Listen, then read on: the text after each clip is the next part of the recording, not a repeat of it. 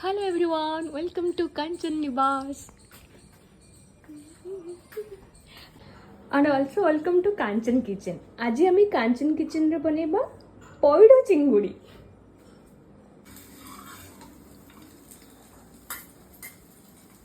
हम खाइला को गरम कर दो खाइला बेलू गरम कले पुणी आउ टिके हो नुन ठीक है इठी गोटे कड़ाई रे हमें तेल नहीं तेल गरम हो गला पर आम एगुड़ा गोटा मसला सब पकईदबा.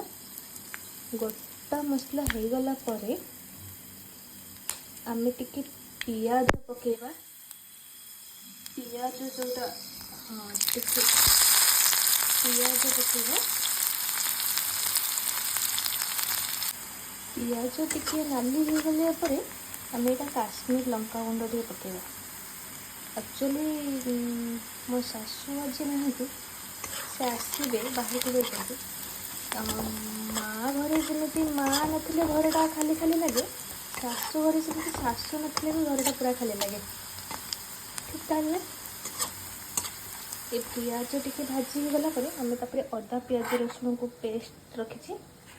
अदा पियाज रसुण ने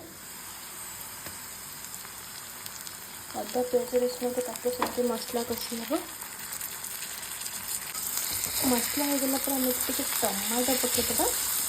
टमाटो को टिके सिझापी समय खोलदेबा. देन मुझे नहीं जाइए सोरिष जीरा आउ नड़ियार चटनीटा एका संगे मिक्स कर यहाँ पड़ो. यहाँ नड़िया रस को भी ऐड कर चिंगुड़ी भाजिक रखी. ये आम अदा पियाज रसुण टमाटर मसलाटा पूरा कषि होगा. देन तापर पकेबा जो सोरिष जीरा जो बाटिक रखी. देन ताको या ऐड करवा. देन सोरिष जीरा को भल से ग्राइंड करके जो रखा होता ये मसलाटा को भल से कषिबा. सोरिष मसला बेसी कषिबानी कहीं सोरिष मसलाटा बेसी कषिले पिता हो जाए.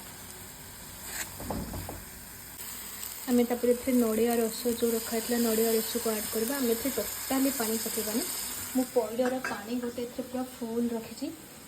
पानी ऐड हेनी खाली पइडर पानी ही ऐड हम. देन आम चिंगुड़ी तक सब पकईदबा.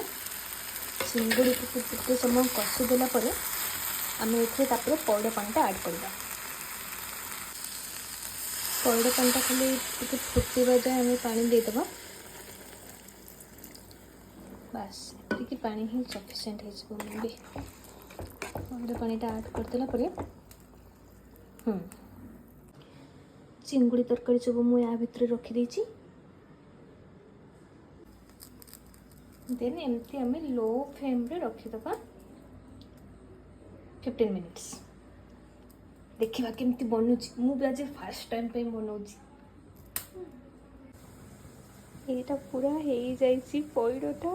बाप रे मुझे फास्ट टाइम कर एक्साइटेड अच्छे यहाँ ओपन कर देखो केमती हो.